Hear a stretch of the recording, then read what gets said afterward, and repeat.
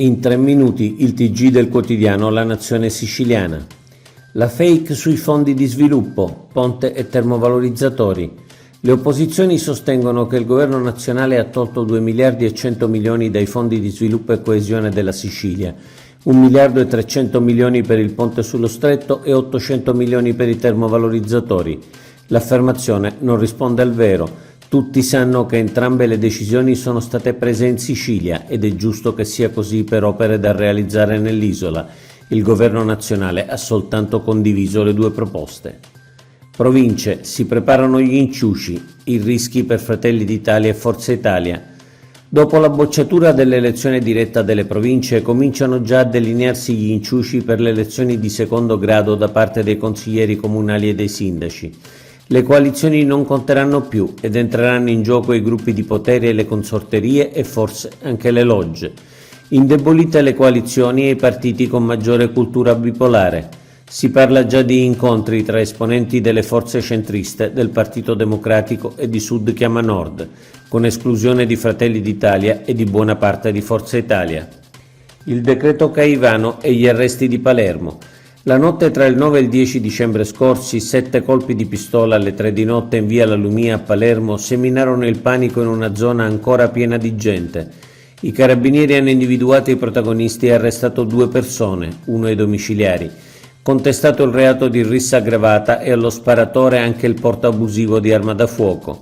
Allo sparatore è stato anche contestato il nuovo reato previsto dal decreto Caivano, che punisce chiunque, al fine di incutere timore, fa esplodere colpi di arma da fuoco e, come ha fatto notare la deputata di Fratelli d'Italia Carolina Varchi, è sulla base di questo reato che è stato possibile disporre l'arresto.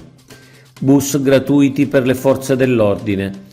Anche quest'anno le forze dell'ordine potranno viaggiare gratuitamente per motivi di servizio sui bus urbani ed extraurbani. Lo stabilisce un decreto dell'assessore regionale alle infrastrutture e alla mobilità Alessandro Aricò. Il provvedimento, valido dal 19 febbraio, è rivolto alla Polizia di Stato, Arma dei Carabinieri, Guardia di Finanza, Vigili del Fuoco, Corpo Forestale, Polizia Penitenziaria, Polizia Locale, Capitanerie di Porto, Forze Armate. Fondi ai comuni per demolizione e opere abusive.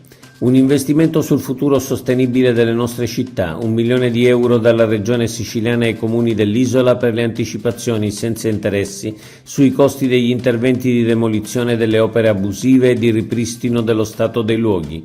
Si tratta di una misura contro le opere abusive che viene riproposta anche per l'esercizio finanziario 2024. I sindaci hanno tempo fino al 9 marzo prossimo per richiedere l'accesso al fondo. Voucher sportivi per giovani. Torna anche nel 2024 con uno stanziamento più che raddoppiato il voucher per la pratica sportiva destinata ai minori dai 6 ai 16 anni.